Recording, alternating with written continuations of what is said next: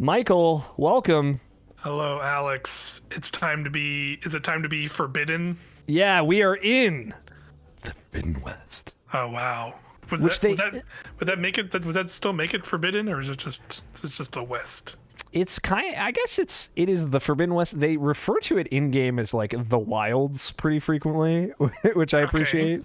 Got it. Which is, basically what they just call everywhere it arises. Yes. Yeah. It's all just overgrown, but sure. Yeah. Okay. I get it. Yeah, so this is Horizon Forbidden West. This is the PlayStation 5 version of the game, running in performance mode. I don't think 60 frames. Hell yeah, 60 frames. No I don't know how smooth it's gonna look for you, but it looks fine. Good enough. Yeah, I'm sure for our viewers you'll be able to kind of get because it's only recording in 1080, it might even like look a little sharper. Nice. For the video. But yeah, this is Horizon Forbidden West.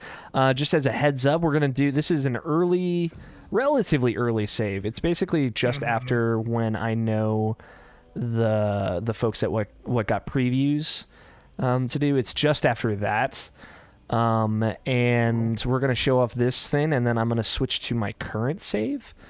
And I'm going to show off some of the wackier, wilder stuff. Yeah, stuff that gets in deep. So yeah, if you want to maybe look out for spoilers or I'd say I'm going to try and be careful not to ruin anything, but you will get a better if you're like still not sold after having seen some early parts of the game and you're like, where is this going?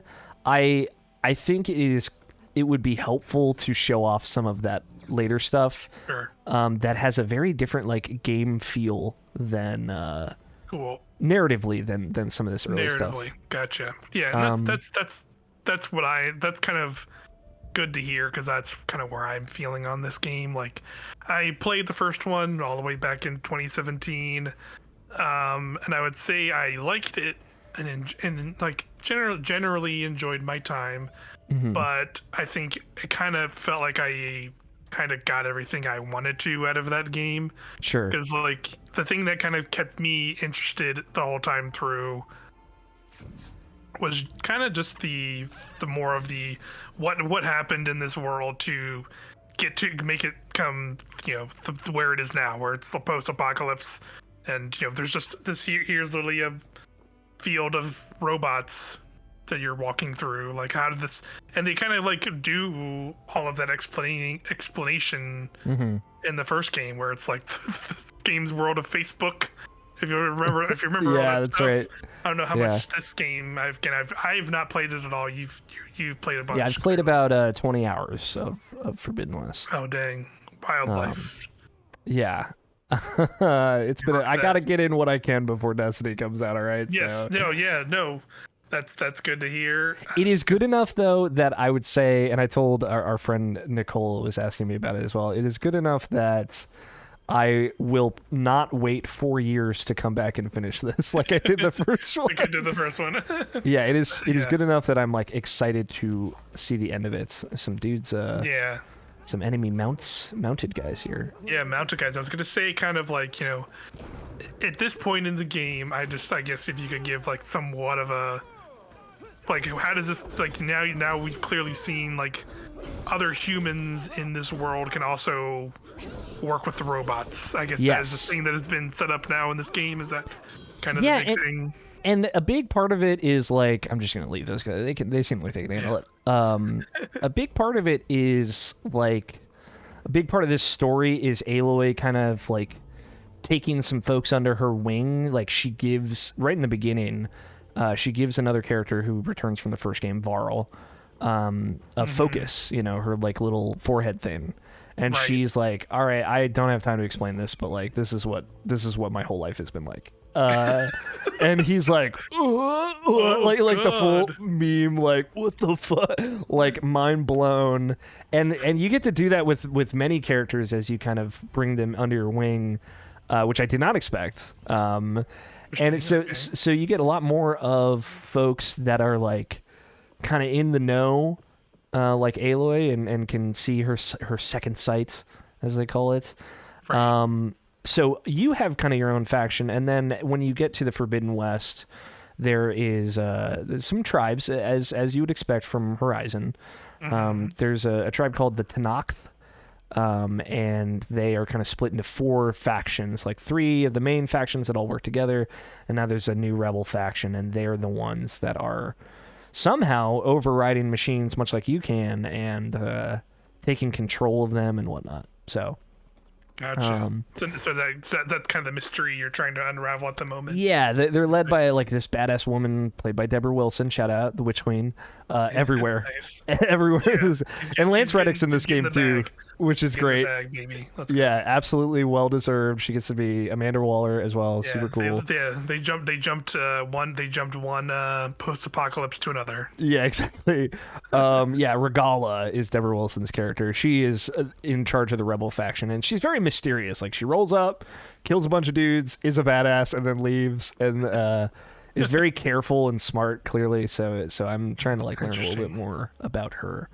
But this is the Forbidden West. I'm gonna pop open the map here. We're gonna see a little bit more of a full map. But so this is the area that you start in. So it's a nice kind of like linear area that you kind of weave your way through. And it acts like, I'll say there's even an area before this that is like just a totally separate starter area that you kind of do the tutorial in. It feels like there's like 2 tutorials, and it like reintroduces you to all the plot elements of the first game because they're very important in this game.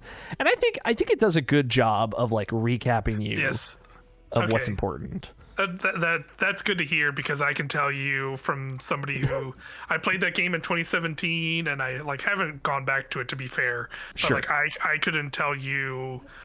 I could recognize faces of my characters that were like from the first game, but like other than that, like I probably don't know their names. I remember very little of the like tribe kind of characters that have kind of had their interminglings and different parts and the different groups. Like, I remember very little of that stuff from the base games. That's good.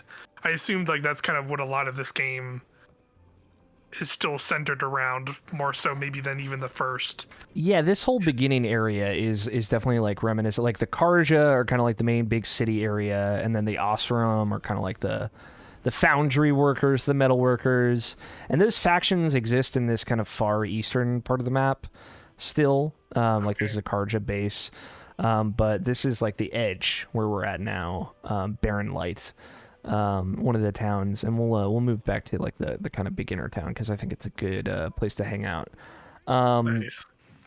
They kind of reintroduce those factions, but as much as like the Osram, which are kind of like Erend, who's like one of the main characters from the first game, who returns in this game, one of your companions, he's like the main Osram character. Like, really, like, you meet up with him and you go to this beginning town, you're like, okay, I get it. They're kind of recapping what this faction did, but they're getting away from the Karja and a lot of the factions that we remember from that first game to introduce the Tanakh and the new factions and the new tribes that are here in the Forbidden West. So I wanted to show off here in this first part before we get to the kind of more spoiler sensitive things, some of the mechanical changes they've made.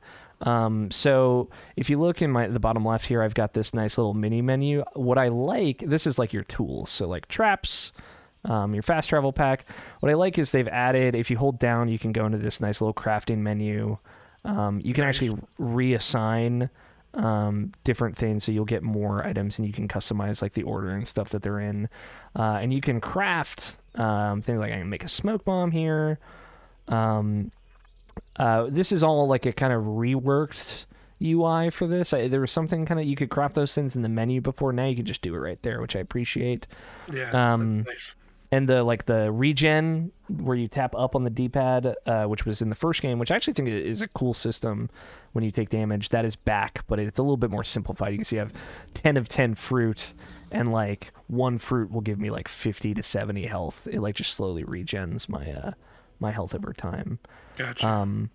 They have updated the weapon wheel to have 6 things on it instead of 4. I'll tell you, there's still a lot of weapons in the game, and there's still not really going to be enough room for everything. There's 3 types of bows, you know. I know that I feel like they had said that they tried to cut down on like elements and stuff, but I feel like there's more. I feel like I still see like 4 different elements on this, like yeah, 4 or 5. Explosive, explosive, fire, lightning, ice, acid, and then ice again. So yeah, and you know, you have different bows that will have different arrow types. There's a green one, there's a blue one. I don't have any purple loot yet, but you'll see some of that later. And I always like to see some purple loot. I really like, as much as like, you know, if we go into the menu, like these are the skill trees, which we'll cover a little bit later. You know, it's a pretty similar UI, light updates. I think some people might be frustrated by that, but I do think there are some subtle changes that do make it better. And one of my favorites I'll show off right now is, so if I hold my focus, I can go into scanner mode. I can scan a machine, and if I use the D-pad here, I can actually switch between parts on the machine, and it'll say if that part will have a chain reaction, like explode or something if you hit it with a specific thing. It'll also say if it's detachable, and if it like contains valuable resources. And if you have like a quest that says you need this resource, it'll tell you. And then you kind of get the general weaknesses. And you can also tag that specific part with triangle. And now you see it glows purple, so I can just see it. And now that guy's poisoned. I'll say, like, while there are a lot of status effects, they've made it so it feels like way more useful to put a status effect on someone. Like when they're corroded, which is the poison effect. Yeah, I was gonna say. I was gonna ask that after you brought that up. I was like, how do you poison a robot? But now you said corroded. That makes this. Yeah, it's like acid. Okay, yeah, sure, right, yeah. So when they're corroded, if you break a piece off, no matter what piece, it could be like even just a piece of armor, it'll do way more damage. So and like if they have, they're not happy. Oh yeah, they're not. I'm leaving here. If they are like ice, the ice one is brittle, and if they have like sacks or pouches on them, they're easier to break when they're brittle, you know, stuff like that. Gotcha. And that kind of interactivity I don't think really exists in the first. It's like, oh, it's on fire, it takes more damage. Yeah, it definitely was a lot simpler, if I remember correctly too, from that first game. Yeah, I'm just like, it's weak to this element, and then like those elements just kind of did extra damage. I feel yes, it feels more significant here. Effects. That's cool. And I've been playing the majority of the game on hard mode, I'll say. Normal is definitely much breezier than the normal in Horizon Forbidden Zero Dawn, because that game is hard. Yeah, I did remember that. Like, yeah, like some of those, especially some of those later encounters, they definitely ratcheted it up. You just have like a lot more enemies to deal with. Yeah, and I would say generally hard mode feels like normal mode in that first game, if if you're out there looking for that. I did bump it down to easy for this Viewpoints. We'll go back to hard mode when I load up my later save. But yeah, this is a town. Towns are more of a thing now. And there's a lot more people. Usually you can see more people, but I'll go in this bar, for example, and I will say, like, if you haven't noticed already, this game is fucking beautiful. I've seen a lot of screenshots shared around of this game, and it's still like, wait, it's like, it's one of those things where you're just like, dang. Yeah, especially environments. Yeah, it's not just like some still shot. It's like that's like an area you're just running around. Yeah, like this is just like impressive. What this game looks like. It's crazy. So here's this cook guy. Mildoof, yeah. That's the new evolution for Bidoof. He makes food, so then you can make food. So there's kind of like Breath of the Wild style buffs that you can get. Nice. Okay. Concentration regen. I was gonna bring that up too. How much Breath of the Wild is in this game? Like, yeah, because it's even you pulled out a glider already, and you've got some like cooking and customization kind of things here. I would assume like that's kind of because that was the thing, right? When this game came out in 2017, it's like it came out weeks after Breath of the Wild, and that's 1 week before, or 1 week before Breath of the Wild, right? And like that's all this game kind of got like kind of compared to, and even for me personally, like having played Breath of the Wild, like I ended up playing Breath of the Wild first because I don't even think I had a PlayStation 4 yet. At this time, and then I remember coming back to this game later and definitely feeling the kind of, at the time, open world games style. Definitely felt the lacklusterness of those starting to wane in after playing a game like Breath of the Wild. You see this wall? You can climb it. You can just climb it. Yeah, so like the first game had that issue of like, yeah, you had very apparent climbing spots. Yeah. And in this game, I love this. You can do a ping with your focus to like show items you can pick up, but it'll also like show on walls all the points that you can interact with and climb with, which looks very like video gamey, but I kind of really like it. And then of course you get the grapple. Like grapple to specific points. Nice. I'll say there's not a lot of cliffs where you're kind of jumping and gliding for a long time. You can see like you go down a little bit faster. This is way more of like a utility thing than it is like a traversal thing. And they use it. There's like way more interesting platforming puzzles in this game that I do appreciate, and they use it well in cases like that, especially like indoors. You'd be surprised like how often the glider will come up and be used and stuff. I'd say like I appreciate that the handholds and climbing is way easier, even if it's not like as sticky as I kind of would like it to be. It's not like quite Assassin's Creed like top tier like we've been doing this for years, but it's good. It's definitely good enough. You can climb way more things, just way less things in your way. You can kind of like Skyrim horse jump your way up a lot of awkward stuff, which I appreciate. Yeah, for sure. But I would say while it has some of that influence, it didn't like be like, oh, let's throw it against the wall and redo it for Breath of the Wild's sake. It definitely feels like it's just like, okay, let's take some of the ideas and more freedom of like movement around the environment into account. So like these are some main traders in the like settlements. Here's like a weaver. Yeah, where you can get your armor sets. So I'll say, like, if you see where it says, like, Ostrom Explorer, it says Warrior, right? So each armor set is actually tied to one of the skill trees. And by wearing an armor set of that skill tree, like, matching it, you will get, like, a bonus to all the passives for that skill tree, which I think is pretty cool. That's an interesting way to do it, yeah. Non-essential, right? Like, I'm wearing, in my main game, I'm wearing an Infiltrator armor, or a trapper armor, even though I don't really use traps, but it can help if you like to synergize like that, which I think is cool. Yeah, it's an interesting way to do it. Yeah, and when you pick up items, instead of like if you're full, instead of them just like being like, all right, just leave this valuable stuff here, it immediately goes to your stash. So all your stuff, you will just always have it. You can, if you see down there in the bottom right, it says hold square to restock all categories. Boom, done. I'm restocked. Cool. Yeah, it's great. This is the armor guy or the weapon guy. Yeah, that's very interesting. Like it's like a very weird, like they're like these are all really good things, but it's just like fascinating in a way to see like a video game this minutely like upgraded. Like upgraded or like approved upon, and like these very specific like that of just like I'm gonna hold this button to get this very specific amounts of things into my inventory or vice versa. Like that's where the point we're at with like these kind of styles of games where like it's very streamlined. Those are the things they're like looking to add into this like style of like an open world game.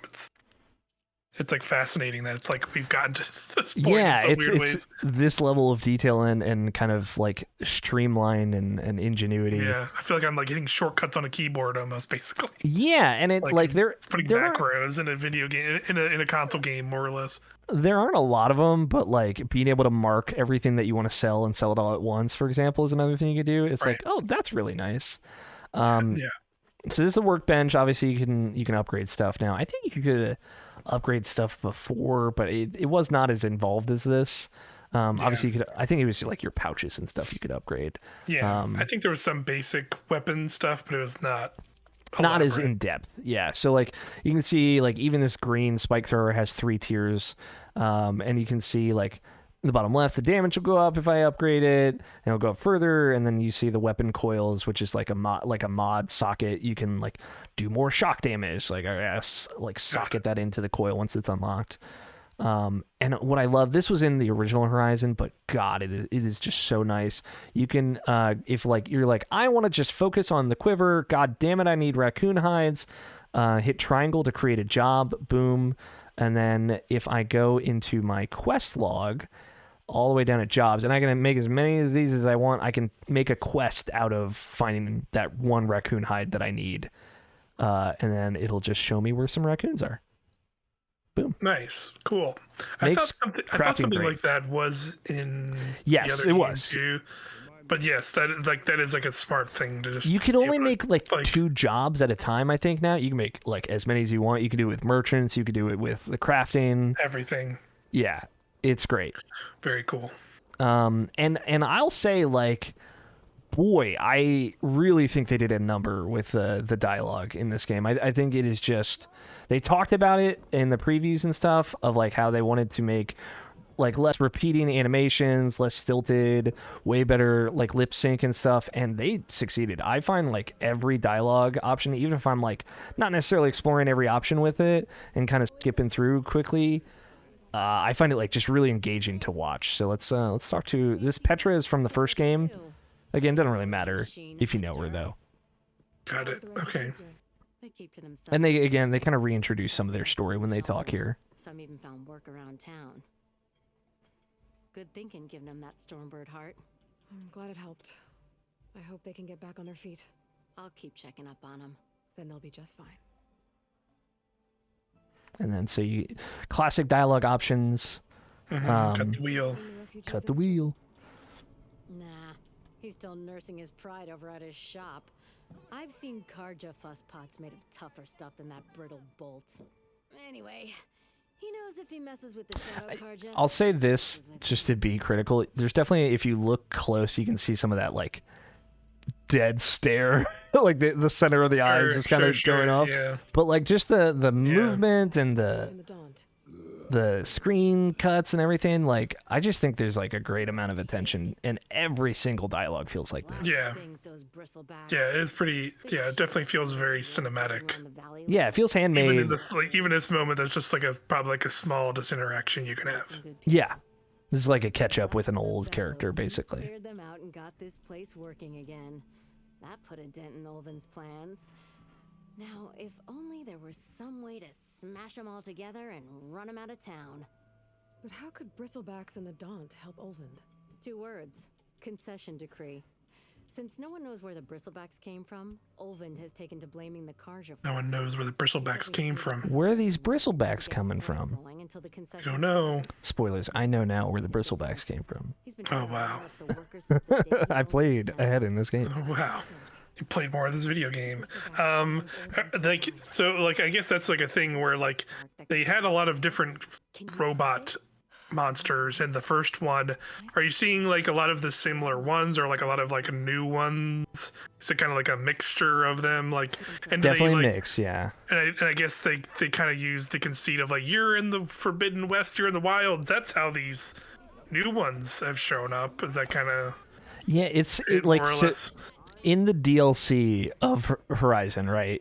Which is Okay. actually surprisingly, like, it's not essential. Like, I don't think you need to have played it. You get pretty caught up, but like the DLC is about one of these like AI functions that you're looking for in the greater story, called Hephaestus, and that's like an AI program that made the machines.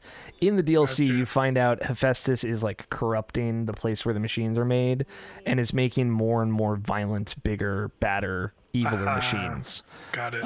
So it is kind of an ongoing problem that did not necessarily stop at the end of Horizon.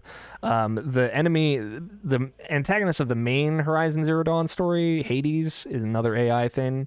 Right. Was making like specifically those war robots, like with the tails and the machine guns. The big like like spider-looking ones. Whereas Hephaestus is making the terraforming robots, which are the majority ones, but like here's one that's like a bear that's way more violent and stuff like that. Yeah, right. But this guy, which is like kind of the equivalent of the scanner, the burrower, like those like little scanner guys from the first game, I have still in my later game have not met one of them.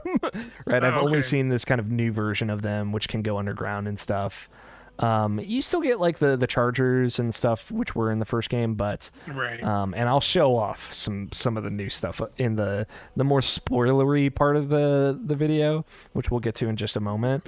Sure. But I'll tell you, it gets pretty wild. And there were definitely like some things that were not shown in the trailer. And I'll show one thing that was not in the trailer if I can find one. I should be able to. That I think is like a sick giant robot.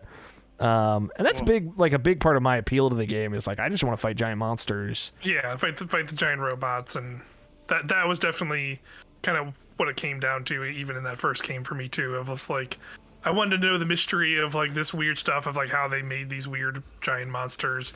They kind of got to that point in the first game. Yeah, they do a good job of introducing a new large mystery that can kind of be the thing that you're looking forward to between all the tribal stuff. That is, in my opinion, way more interesting. Gotcha. And way fucking crazier. Interesting. Okay.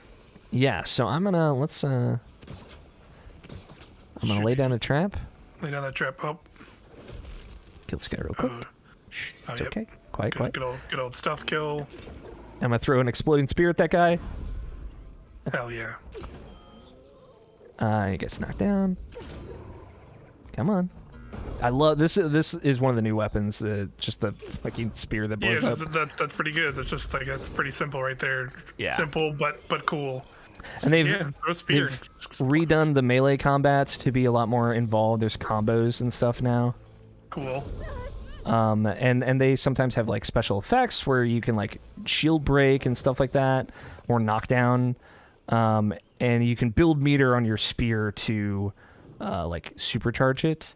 But if you look in the bottom left, so the top like little thing is like your weapon skills. Like you have like unique weapon skills now. So if I like hit R1, I can like aim down and like rain down. Do a sick arrow rain. Yeah, and you can see that takes like that orange bar. That's your weapon stamina, and that's kind of interchangeable. I don't have weapon skills for all my weapons yet, but that's interchangeable between all of your weapons. And then the bottom meter is like your special, your super. So if I hold L1 and hit R1, I do like a whole thing. Now stealth mode engaged. Oh, sick. And there's like a big ass animation for each of them like that, and I think it's super cool. I definitely think I remember they showed a little bit of that in one of the previews of the game. I remember doing like shooting this canister into the spear to do a bunch of stuff. Yes, that is a very useful one of those skills. And again, kind of breaking off the weak points of the monster. I'll say like a thing I appreciate just mechanically. I'm getting hurt. The focus, this like slow down, zoom in, lasts just way longer just by default in this. So it makes it a lot easier to hit shots, especially against specific parts. And you can see I got Valor when I made that weak point hit. That's like your super meter. My Valor meter. So yeah, I just think they did a good job at like making it feel a little bit better. The one thing, if I'm to gripe about the combat, is like when you get hit, there is not a lot of like detection on it for you, like on the player end, so you can get stun locked pretty easily, and that can be kind of a bummer against. Yeah, you don't really have like a good recovery. But some of those Valor surges, the special moves, do help you get out of dodge and give you knockdown resist and stuff like that. So Interesting. Okay. But yeah, that's I think that's a good showcase of the early game. Do you want to? Yeah. See some wild shit. Yeah, let's. You've definitely made me more curious about the where this game starts to go. Yeah. So let's go. So yeah, let's go see it again. Spoiler warning. It's not Spoiler like warning. huge spoilers, but I think if you're like one of those people that's kind of on the fence, I am hoping that this will sell you, basically. Like, this will be like the thing that's like, okay, there's stuff going on in this game that I'm really interested in now. Cool. I'll figure something out. So first off, I mainlined it to the battle arena to get this fucking outfit. Because they showed this in the trailer, and it is, in my opinion, the sickest fucking outfit ever. Yeah. It's just so cool. Let's show a lot more of the map here, just to show off, like... You're pretty deep in now, yeah. Yeah, so there's kind of three major regions. There's the starting one, obviously this middle region, which is supposed to be Las Vegas. Don't think about too much about how the spatialness of how that's supposed to work. Yeah, totally. And then over here, which is San Francisco. And we'll go to San Francisco. It was so weird. Like, at some point, like, Aloy refers to it as San Francisco. I'm like, that's so weird. Yeah, just like, wait, what? Yeah. I've got a lot more tools now.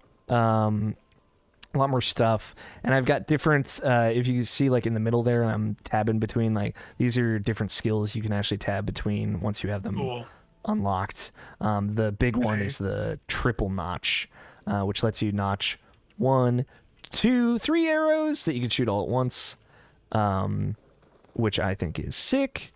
That's fun. The loading times are just so nice. Let's go a little bit more north. Pretty instant there. It's good to see. It's about like 3 seconds maybe. There is some pop in, I'll say, like some weird stuff happens occasionally, but generally it's pretty good. And I'll go in and we'll show off the skill tree now, because now you can kind of see some stuff is unlocked. There are 6, which might feel a little overwhelming out the gate. Yeah. But I think they do a good job at, like, what's going on. So all these little nodes are passives, like your stamina regens faster, your weapon stamina comes back faster, etc. And then these triangular one, or like diamond ones, are weapon skills, right? And each tree is associated with a different weapon, basically. So, like, the regular hunter's bow is in the hunter tree, and this is where you can see you can get the high velocity, like, shoot down from the sky, and then the triple notch, and then the knockdown shot, which is like a power hit. And then when you unlock all the skills that connect to one of these central points, these are your valor surges. So, like, power shot, like your bows, blasters, rope casters, and spike throwers do way more damage, for example. And knock back enemies way more. So just put paint on our face. Yeah, it's badass. I'm into it. Sometimes you like do a hacker shit and then click it in, and it's like, yeah, I love it. I'm ready to hack. What's great is when you do these, you can, like, cancel enemy animations. So if you can pop them in a really tricky spot, you just do that and then just go. And these, like, upgrade. You need more super meter to do the stronger version of them, so you have to build more meter, but it does a lot more stuff like that. These are some of, like, the combo skills. We've even got, like, full on, like, attack, pause, attack. Right. Wow. You know, okay. full combo stuff. Which I'd say, like, the melee combat is really mostly against people, like dudes. Yeah, that makes sense. But there are some moves that are nice and handy to use against, like, monsters and whatnot. But yeah, so that's kind of like the skill trees. No interconnectivity of them, and you can see, like, the trapper and the infiltrator tree are, like, a lot smaller than, say, the hunter tree, which is a lot going on in here. But right. I think they're done well, and you get skill points for, like, doing everything. Like doing side quests, doing arena battles, doing collecting things, doing vantage points, like just all the standard fare stuff that you would expect. Yeah, that's cool.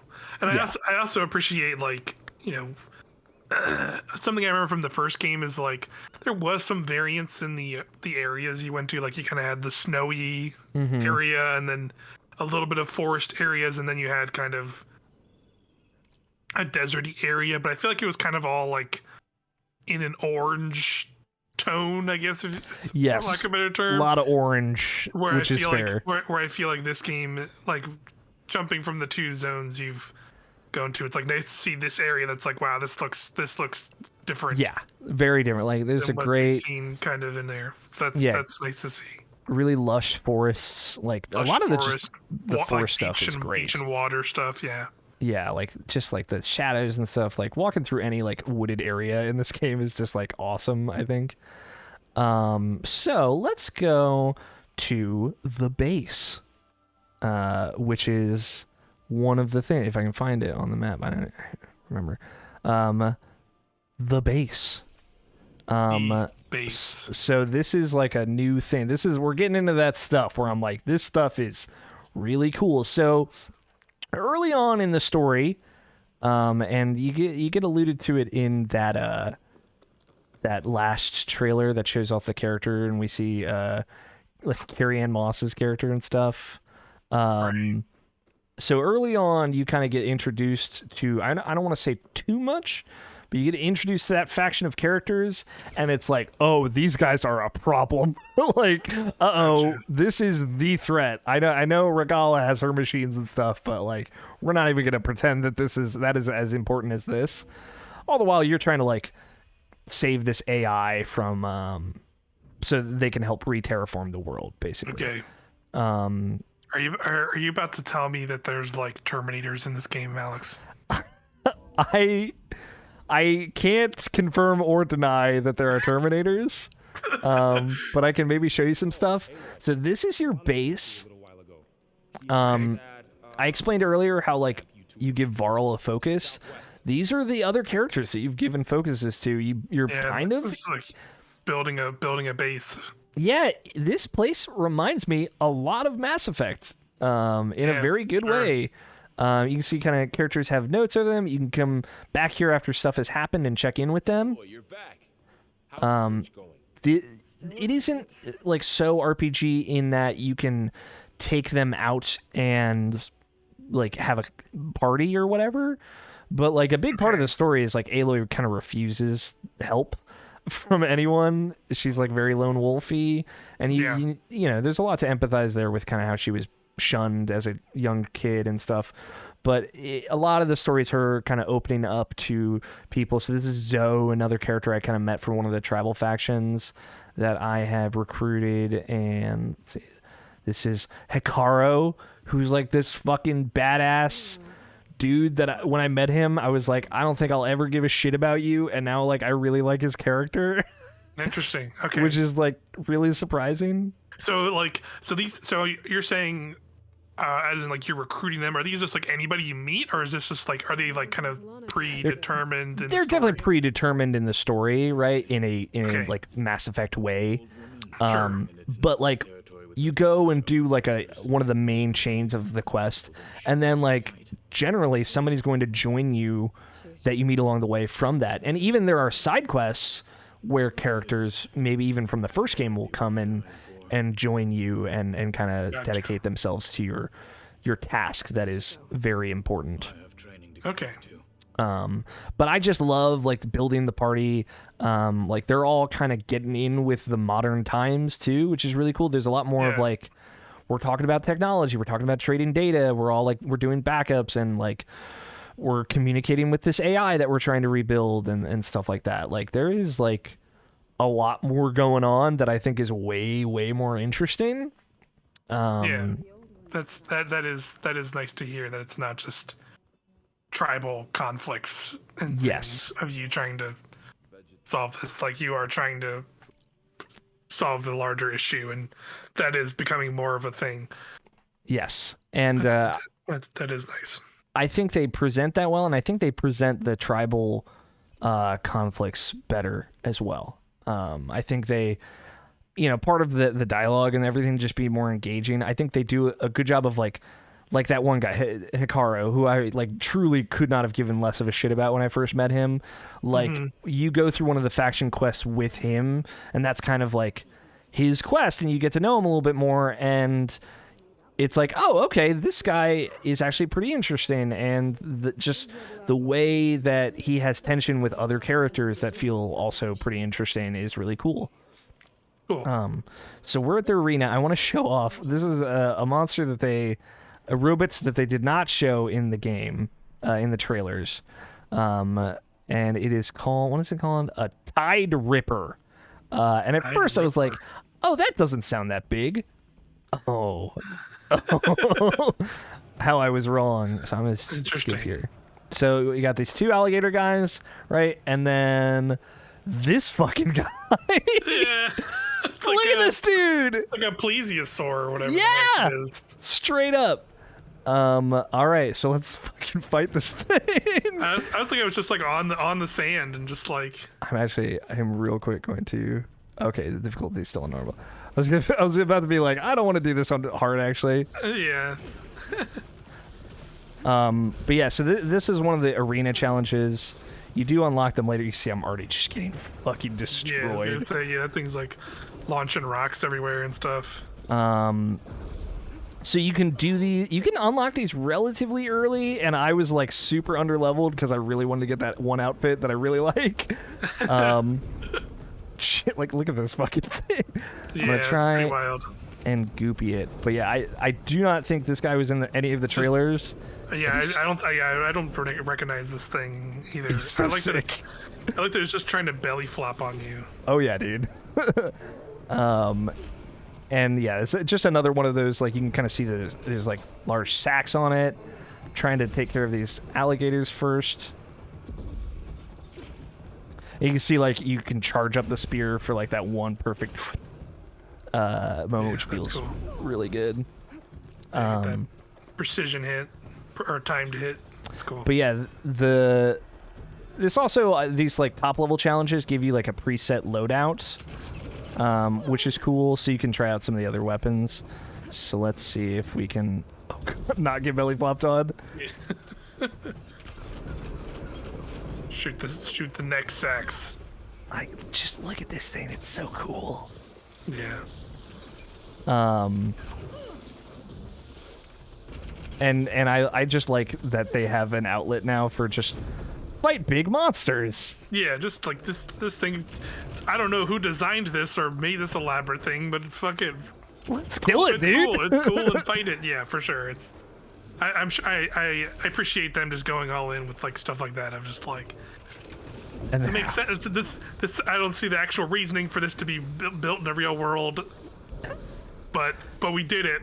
Yeah, why this thing has its like spraying water. It's got a sprinkler. That like stuns you and hit stuns you. It's ridiculous. It's fucking amazing. Yeah, I think this thing is so sick. All right, well, this is I've been heard enough. Yes, that was worth it. Yeah, she's like, all right, yeah, I'm done. That thing just. Yeah, fuck this. I'm out. Take me out. Yeah, just getting sprayed to death. Yeah, I just think that thing is so sick. And then I will show, because I can't like freely fight them. This is, they show this pretty early on, but if you're worried about monster spoilers, you should get out now. But I know you're going to want to see this, Mike, but look at this. What in the world? A Spectre? This is a Spectre, which is a modern machine.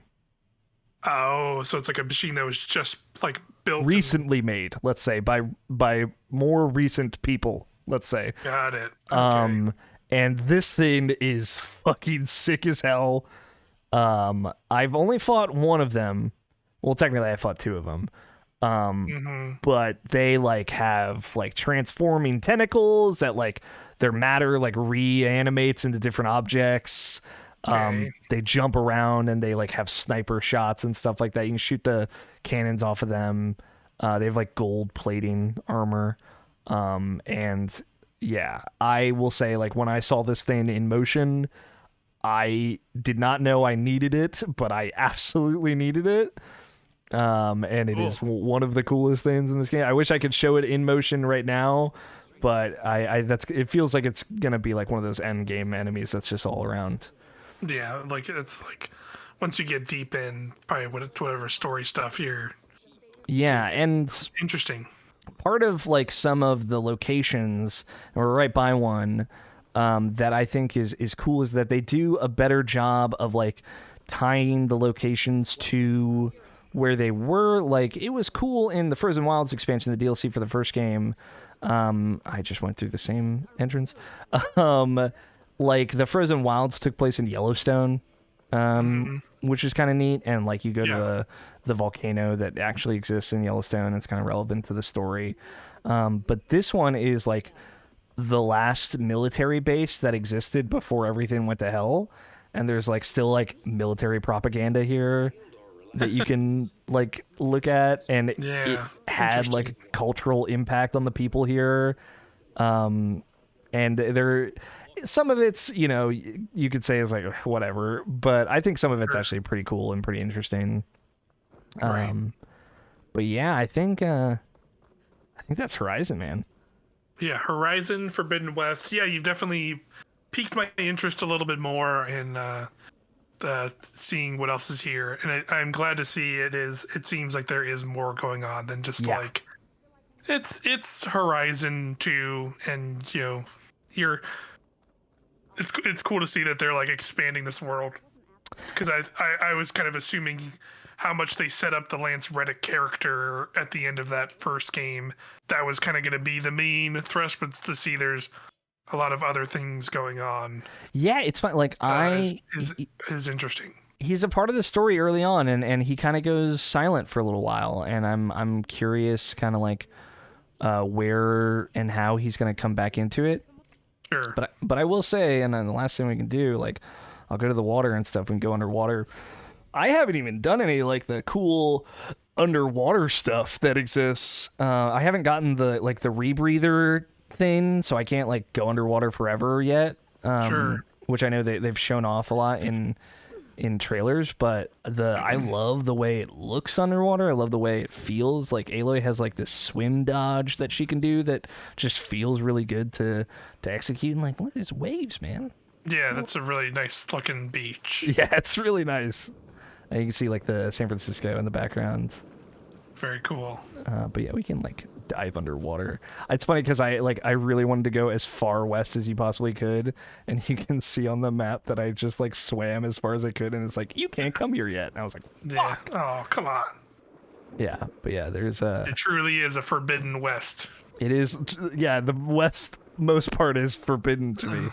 But yeah, I love like the little like whoosh that you can do. It's just, it is like a breathtaking game. It's beautiful, and I think they really did, just the quality I think is what up. Like I have really enjoyed almost every side quest in this game, and I've very rarely done the same thing twice, which is really cool.